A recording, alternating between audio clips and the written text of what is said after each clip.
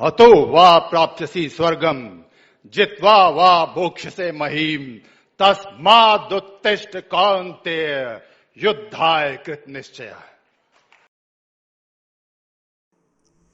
केंद्रीय विद्यालय वायुसेना स्थल बोरझार अपने छात्र महावीर चक्र पद्मपाणि आचार्य पर अत्यंत गौरवान्वित है, जिन्होंने सीमा पर अदम्य साहस और वीरता का परिचय देते हुए समाज के लिए एक मिसाल कायम किया।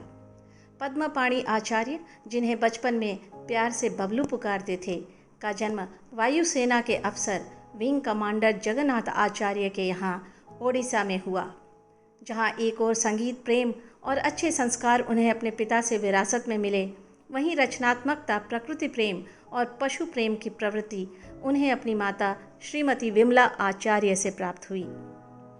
गणतंत्र दिवस परेड में अपने रेजिमेंट का नेतृत्व करने का भी अवसर उन्हें प्राप्त हुआ था। आइए सुनते हैं उनकी छोटी बहन सुश्री आम्रपाली जी से उनका कुछ परिचय।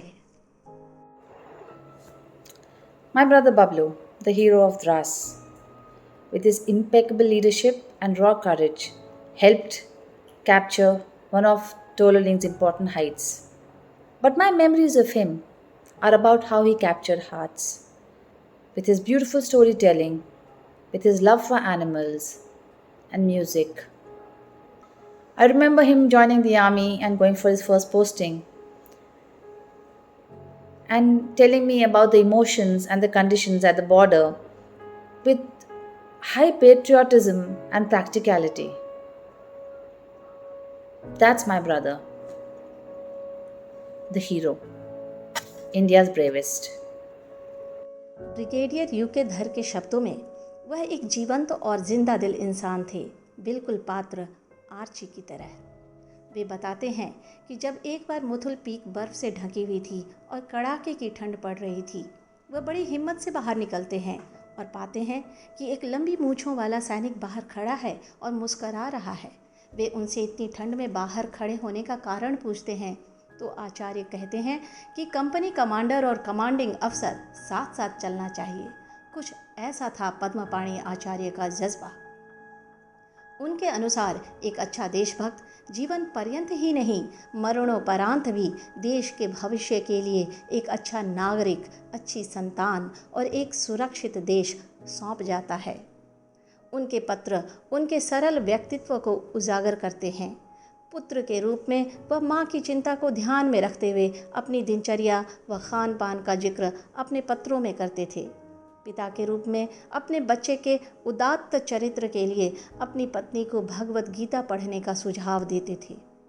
पर देश के प्रति उनकी सर्वोच्च जिम्मेदारी थी, जिसे निभाते हुए वह शूरवीर योद्धा कारगिल युद्ध में दुश्मनों को ढेर करता हुआ खुद भी शहीद हो गया।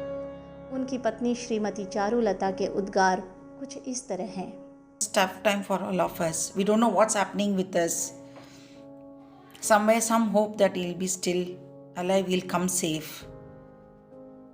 And after that also, a lot of people came and been with us. Yes, it's tough for a family to lose their loved one. But at the same time, we are so proud about him. He sacrificed life for country. उनके इस सर्वोच्च बलिदान के लिए भारत सरकार ने उन्हें मरणोपरांत महावीर चक्र से सम्मानित किया। उनकी देशभक्ति, साहस, वीरता और बलिदान को हम नम आँखों से नमन करते हैं। उनकी बेटी अपराजिता आचार्य, जो कभी अपने महान पिता का साक्षात्कार नहीं कर पाईं, कहती हैं, My father is admired by the world. Even as a child, it was great when I saw people just talk about how inspired they were by him.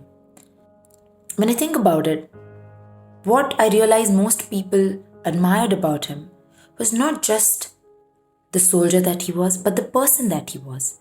And that quality, the ability to live life to the fullest, the ability to express the way that he did, to say the things that he said, and to be able to leave that mark with people, that he met, to leave a little bit of those footprints in people's lives.